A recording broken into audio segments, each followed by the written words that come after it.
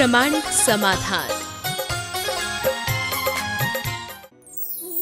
गुरुवर नमोस्तु। गुरुवर, वर्तमान में रासायनिक खाद और कीटनाशक दवा के प्रयोग के बिना अच्छी खेती नहीं हो सकती है। ऐसी दशा में जीवन यापन के लिए क्या करें? देखिए, जो आपने कहा है मैं उससे सहमत नहीं कि रासायनिक खाद और कीटनाशकों के अभाव में खेती नहीं हो सकती। आज भी लोग कर रहे हैं और बहुत अच्छी खेती कर रहे हैं। जो जैविक खेती कर रहे हैं उसमें किसी भी प्रकार के रासायनिक खाद और कीटनाशक के इस्तेमाल की उन्हें कोई आवश्यकता नहीं हो। आप अपनी भूमि को उसी तरीके से ट्रीट कीजिए कि उसमें कीट हो ही नहीं, और कीट यदि होते भी हैं वो फसल को नुकसान करते तो हो जाने दीजिए। हमारे लिए थोड़ी फसल का नुकसान हो जाएगा, फसल की क्षति हम सह लेंगे, पर पुण्य की क्षति को हम कभी नहीं सहेंगे, पाप की वृद्धि हम कभी नहीं करेंगे। दृढ़ता हमारे लिए करनी चाहिए। मेरे संपर्क में अनेक लोग हैं जिनकी 200-200, 300-300 एकड़ की खेती है, लेकिन वो एक दाना भी कीटनाशक का प्रयोग नहीं करते हैं। वे रासायनिक खाद का भी इस्तेमाल नहीं करते हैं, देसी खाद का इस्तेमाल करते हैं और बहुत उन्नत किस्म की फसल उगाते हैं। इसलिए हमें उनसे प्रेरणा लेनी चाहिए और उसी तरह की खेती को बढ़ावा देना चाहिए। आजकल ऑर्गेनिक खेती का तो मूल्य भी बढ़ रहा है, जिसमें रासायनिक खाद और पेस्टिसाइड, इंसेक्टिसाइड का प्रयोग न किया जाए। ऐसी खेती को लोग बढ़ावा दे रहे हैं और उससे उत्पादित फसल की कीमत भी बहुत मिल रही है। इसलिए इस पर हमें ध्यान देना ही चाहिए। गुरुवर नमोस्तु। गुरुवर, व्यक्ति पर अच्छे वातावरण पर अच्छा और बुरे वातावरण में बुरा प्रभाव पड़ता है, तो सही मायने में व्यक्ति का स्वभाव एवं कर्म उदय का प्रभाव कैसे सिद्ध होगा? देखिए, स्वभाव और कर्मोदय का प्रभाव जहाँ तक है, हम लोग ये बात अच्छे तरीके से जानते हैं कि कर्म अपना फल देने में पूरी तरह स्वतंत्र नहीं है। वह द्रव्य क्षेत्र काल भाव के आश्रय से अपना फल देता है। जैसा द्रव्य क्षेत्र काल भाव होता है, जैसा निमित्त होता है, कर्म हमें वैसा फल प्रदान करता है। तो वातावरण के बदल जाने से हमारे कर्म की दशा में परिवर्तन आता है। हमारा मूलभूत स्वभाव तो आनुवांशिक रूप से हमारे साथ जुड़ता है और जन्म जन्मांतरों के कर्म की संतति उससे प्रभावित करती है, लेकिन उस कर्म के उदय में बाहरी वातावरण का बड़ा महत्वपूर्ण रोल होता है, जो हमारे स्वभाव में परिवर्तन लाता है, उसे सुधार भी देता है तो बिगाड़ भी देता है। इसलिए ये उक्ति बिल्कुल सत्य है, संसर्गजा दोष गुना भवन्ति। गुरुवर नमोस्तु। गुरुवर, जो अच्छे इंसान होते हैं वे साथ देते हैं और जो बुरे इंसान होते हैं वो सबक देते हैं, तो जीवन जीने के लिए सबक और साथ क्या दोनों जरूरी है? हम अच्छों का साथ ले, बुरों से सबक। और ये कला अगर मनुष्य के जीवन में प्रकट हो गई तो उसके जीवन में जो होगा सो अच्छा ही अच्छा होगा। लेकिन लोगों की मनोवृत्ति बड़ी विचित्र है। वे अच्छे का साथ जो चाहते हैं पर बुरे से सबक लेना नहीं जानते। हमें सीख लेनी चाहिए। जीवन में कोई भी बात हमारे लिए गलत नहीं होती। यदि हमारे अंदर दृष्टि हो तो हम हर बात से अपने जीवन के लिए उपयोगी तत्व प्रकट कर सकते हैं। गुरुवर नमोस्तु। व्यक्ति धार्मिक कार्यों में बढ़ चढ़कर हिस्सा लेता है, फिर भी उसे निराशा प्रकट होती है, तो धार्मिक कार्यों में निराशा ना हो उसके लिए क्या करना चाहिए?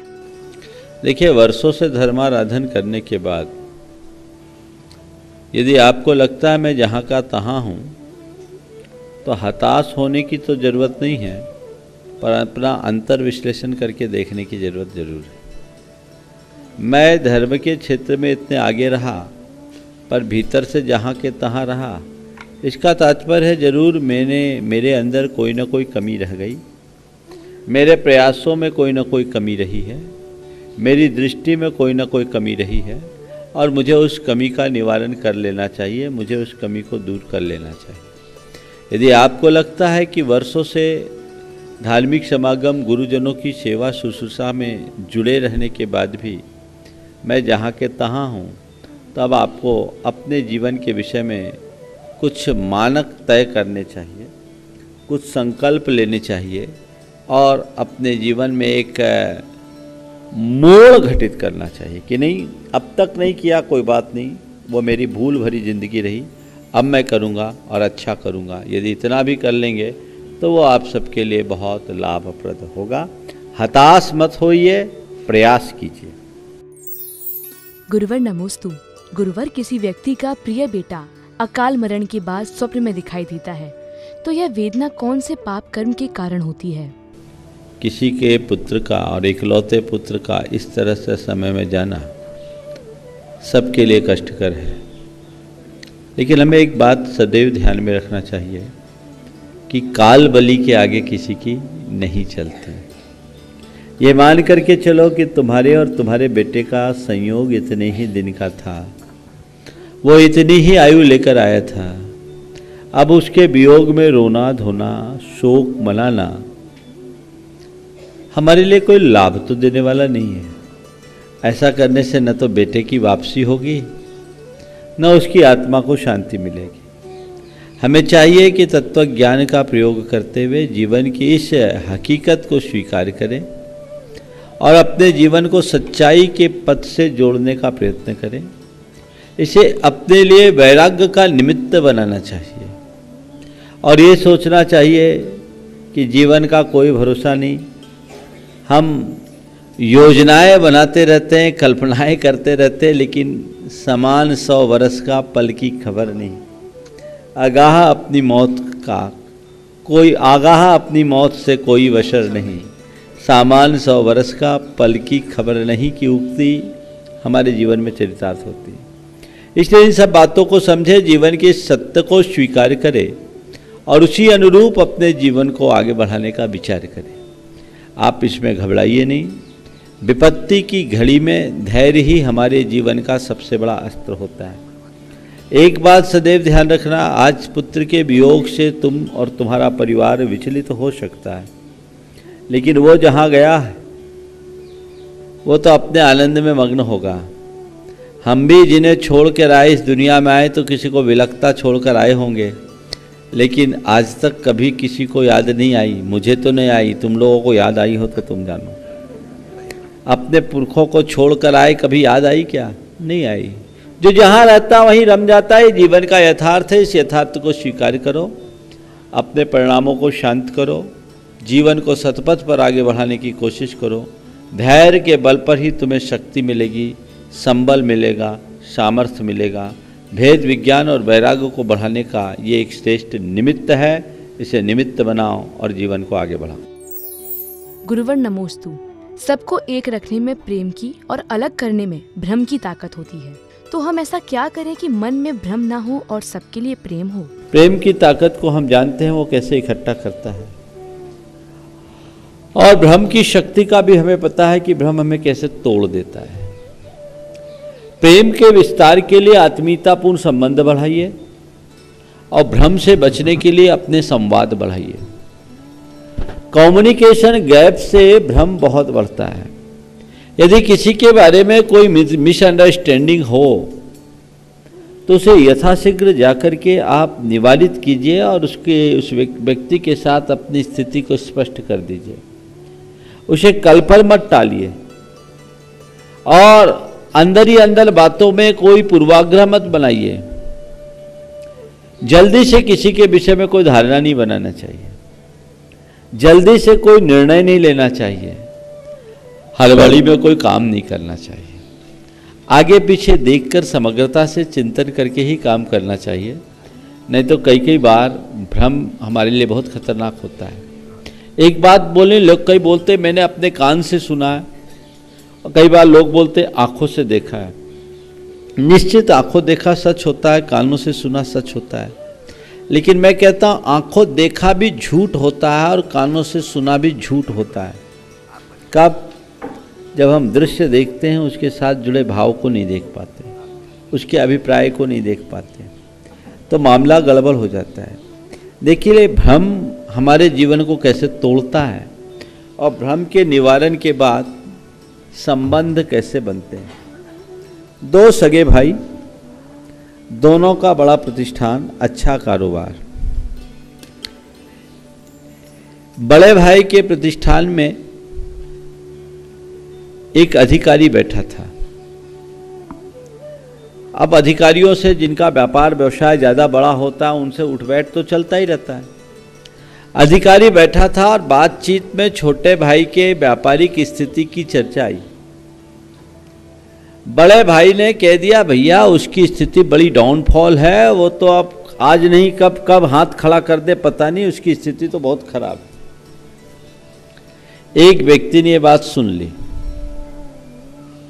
और सुन करके, कुछ लोगों की आदत होती है आग लगाने की, और उसने नमक मिर्च लगाकर पूरी छौंक लगाई और जाकर के छोटे भाई को कम्युनिकेट कर दिया कि आज तो तुम्हारे बड़े भैया ने तुम्हारी ये स्थिति बता दी, मैं था, बाजार के 2-4 लोग और थे, इससे तो तुम्हारी रेपुटेशन खराब हो जाएगी।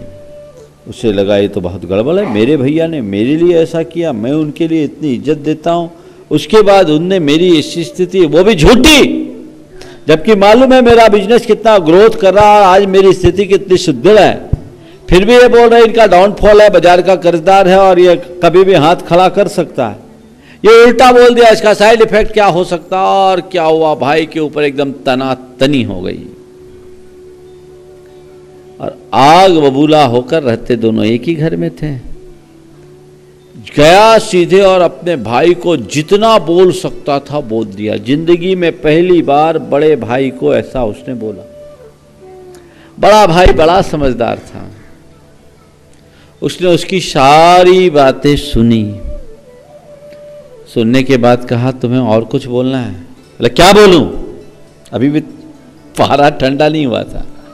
आपने ऐसा ऐसा बोला। बोला, मैंने बोला है, तुमने जो सुना है बिल्कुल सही सुना। क्यों बोला? बोले, यही तो तुम पूछो, क्यों बोला, इतने गर्म होकर के क्यों बोल रहे हो? मैंने बोला है, बिल्कुल सही बोला है, लेकिन क्यों बोला? तुम्हारे भले के लिए बोला। मेरे भले के लिए बोला? अब थोड़ा दिमाग घूमा। मेरे भले के लिए बोला? मेरे भले के लिए क्या बोला? बोला, भैया मुझे मालूम थी, वो बातचीत चल रही थी कि किसके यहाँ रेट डालना है, समझ गए, इनकम टैक्स का आदमी, रेट डालने की बात चल रही थी। मैंने सोचा तुम्हें चपेट में न ले ले, तो मुझे तेरे से इससे अच्छा तेरे लिए उपाय नहीं दिखा, इसलिए मैंने तेरे बारे में ये कर, भैया ये बात है, चरणों में गिर पड़ा। मैं खामोखा फालतू बातें कर ली। तो ये स्थितियां होती हैं। भ्रम मनुष्य को तोड़ता है और भ्रम का निवारण होते ही, सत्य का आभास होते ही जीवन की दिशा बदल जाती है। तो मैं आप सबसे ये सलाह देता हूँ, कई बार कान से सुनी हुई बात को भी झूठ मानना, कई बार आंख से देखी हुई बात को भी झूठ मान लेना। और एक बात बोलूं, आग लगाने वालों से सुरक्षित दूरी रखना, क्योंकि उनकी आदत आग लगाने की है। उनकी तुम्हारे यहाँ लगाएंगे और तुम्हारी वहां से लगाएंगे, इसलिए इनसे बच करके रहिए। गुरुवर नमोस्तु कहते हैं कि व्यक्ति को स्नान खुले में नहीं बल्कि बंद बाथरूम में करना चाहिए। तो व्यक्ति को दान एवं पुण्य किस प्रकार करना चाहिए? बिल्कुल ठीक है, स्नान बाथरूम में करते हैं, दान कैसे करना चाहिए? देखिए, दान के 2 रूप है। एक दान हमारा निजी कर्म है, दान को छिप कर करना चाहिए, बिल्कुल सही है। ऐसा करो कि इस हाथ से दें, दूसरे हाथ को पता न लगे, ठीक है ना? तो दान स्नान है, वो आप एकांत में करें। लेकिन आपने देखा, स्नान तो छिप के करते हैं, पर कभी मुंह धोना होता है तो वॉश बेसिन छिप के रहता है क्या? करते हैं क्या? कहीं भी करते हैं। तो दान के लिए एकांत से ये अवधारणा बनाना कि छिप करके ही करना गलत बात है। कई बार खुल करके दान देने से अनेक लोगों को दान देने की प्रेरणा मिल जाती है। इसलिए यदि कभी खुले में दान की बात आए तो दान बोलो, क्योंकि लोग खरबूजे को देखकर खरबूजा रंग बदलता है, वैसी स्थिति वाले हैं। सब दे रहे हैं तो दे देते हैं, कोई नहीं दे तो कोई नहीं देता। इसलिए कभी खुल करके दान देने की बात आए तो दिल खोल करके दो, कोई दिक्कत नहीं है। तुम्हारे उस दान की अन्य लोग अनुमोदना भी करेंगे तो उसका कुछ पुण्य लाभ तुम्हें मिलेगा, और तुम्हारे दान की से प्रेरणा पाकर कोई और दान का कर्म कर ले तो वो पुण्य भी तुम्हारे हिस्से में आएगा। इसलिए दान को कभी निरर्थक और निराधार नहीं समझना, जहाँ जैसा प्रसंग हो वैसा करना। लेकिन हाँ, दान देने के बाद नाम की चाह मत करो, पर दानी का हमेशा सम्मान करो। गुरुवर नमोस्तु कड़वी दवा को जल्दी निगलते हैं और चॉकलेट को आराम से खाते हैं, तो बुरे और अच्छे दिनों को कैसे बिताएं? देखो, कड़वी गोली को चुपचाप निगल लेते हैं। क्यों निगलते हैं? क्योंकि आपको पता है इसके बिना शरीर स्वस्थ नहीं होगा। रुचि से नहीं निगलते, निगलना पड़ता है, क्योंकि आपको मालूम है इसके बिना कोई चारा नहीं है। बस यही फार्मूला बुरे दिनों के साथ लगाओ। तो ये सोचो भाई, इसको झेले बिना कोई चारा नहीं है। जब चारा मिले, कोई रास्ता दिखे तो करे। गुरुवर नमोस्तु। वर्तमान परिवेश में हमें प्रियजनों का जन्मदिन किस प्रकार मनाना चाहिए? जन्मदिन दीप जला करके करना चाहिए, कैंडल बुझा कर नहीं, केक काट कर नहीं, मोदक बांट कर होना चाहिए। हमारे यहाँ इसका पूर्ण वर्णन है। खूब आमोद प्रमोद आनंद उत्सव लोग जन्मदिन के दिन करते हैं। लेकिन आदि पुराण में जन्मदिन से संबंधित कुछ बातें हैं जो आज मैं आप सबको नए तरीके से बताना चाहूँगा। जन्मदिन के दिन बच्चे को मंदिर लेके जाइए, उसे अभिषेक, छोटा है तो अभिषेक दिखाइए। 8 वर्ष का हो गया तो बेटे से अभिषेक कराइए, बेटी है तो उसको अभिषेक दिखाइए। घर लेकर आइए, अच्छा मंडल मांडिए, किसी पाटे पे उस बच्चे को बिठाइए। मंदिर के शेषाक्षत लेकर के उस बच्चे के शीश पर रखकर उसके दीर्घायुष की मंगल कामना कीजिए। वो दीर्घायुष हो, चिरंजीवी हो, कुलवर्धक हो, आयुष्मान हो, ऐसा मंगल आशीर्वाद दीजिए। फिर इष्ट मित्रों के साथ मिलकर दीप जलाइए। केक काटने की कोई भारतीय परंपरा नहीं है। मोदक बंटवाइए, जो खुद को आनंद दे और औरों को आनंद दे। और जिस दिन जन्मदिन हो, जीव दया का कार्य अवश्य कीजिए। अगर आपके घर में, गांव में गौशाला है, वहां जाकर सेवा कीजिए। अन्यथा जो गौशालाएं संचालित हो रही है, जन्मदिन के अवसर पर कोई ना कोई राशि दान में अवश्य भेजें। आप लोगों के लिए बहुत अच्छा अवसर है। देवोदय महासंघ जो लगभग 135 गौशालाओं का संचालन करता है, चैनल पर नाम आते रहते हैं, नंबर आते रहते हैं, बहुत लोग भेजते भी हैं। आप वहां भेजिए और एक पुण्य का लाभ लीजिए। गुरुवर नमोस्तु। मैदान में हारा हुआ इंसान पुनः जीत सकता है और मन से हारा हुआ इंसान कभी नहीं जीतता है। तो मन से हारा हुआ इंसान कैसे जीते? मन को कभी हारने मत दो। हार जाओ पर मन हार मत मानो। मन से हम कैसे हारे, मन से हम कैसे मन की हार क्यों ना हो। अपने मनोबल को अच्छा रखो, सकारात्मक सोचो, आशावादी बनो, उत्साह का संचार रखो। आपका मन कभी नहीं थकेगा। और जब मन थकने लगे, मन हारने लगे, तो ऐसे व्यक्तियों के पास जाओ जिनसे अच्छी प्रेरणा मिले, अच्छा मोटिवेशन मिले और जीवन की धारा बदल जाए। गुरुवर नमोस्तु। छोटे लोग मरण के समय कंधा देते हैं और बड़े लोग गाड़ी से शमशान पहुंच जाते हैं। तो बड़े और छोटे लोग के अंतर को कैसे कम करें? देखिए, बड़े और छोटे की बात जो है वो अपनी जगह पूरी तरह से सही नहीं। लोग व्यवहार में बड़ा और छोटा देखते हैं। कुछ लोग संपन्नता और विपन्नता के आधार पर बड़ा छोटा की बात करते हैं। कभी हम उम्र के आधार पर बड़ा और छोटा की बात करते हैं, कभी अनुभव के आधार पर बड़ा और छोटा की बात करते हैं, कभी पद के आधार पर बड़ा और छोटा की बात करते हैं। लेकिन यथार्थता विचार किया जाए तो हमारे लिए चाहे बड़ा हो या छोटा, सब काम का है। कई बार ऐसा होता है जो काम बड़े बड़े लोग नहीं करते, वो छोटा छोटा आदमी हमारे काम में आ जाता है। तो हम बड़ों का सत्कार करें, बड़ों के साथ रहें, लेकिन छोटे की कभी उपेक्षा न करें। एक बड़ी सारी मशीन में बड़े बड़े पुर्जे होते हैं तो कभी छोटी सी पेंच भी होती है, और एक छोटी सी पेंच के कारण बहुत बड़ी पेंच फंस जाती है, पूरी मशीन रुक जाती है नन्ही सी पेंच, लेकिन उस पेंच की अपने आप में बहुत बड़ी भूमिका है। इसलिए हमें किसी को छोटा नहीं मानना, छोटा मान करके किसी की उपेक्षा नहीं करना। सही आदमी तो वह है जो छोटों से भी सीख ले, चींटी से भी सीख लेने की कला हमारे अंदर होनी चाहिए। कुछ नहीं तो कम से कम अनुशासन का पाठ तो हम सीख ही सकते हैं। हमेशा प्रयत्नशील रहने का पाठ तो हम चींटी से सीख ही सकते हैं। तो इसी तरह हमें अपने जीवन में छोटे हो या बड़े, सीखने के लिए हमेशा तैयार रहना चाहिए और सबका साथ निभाने की कोशिश करनी चाहिए। प्रामाणिक समाधान।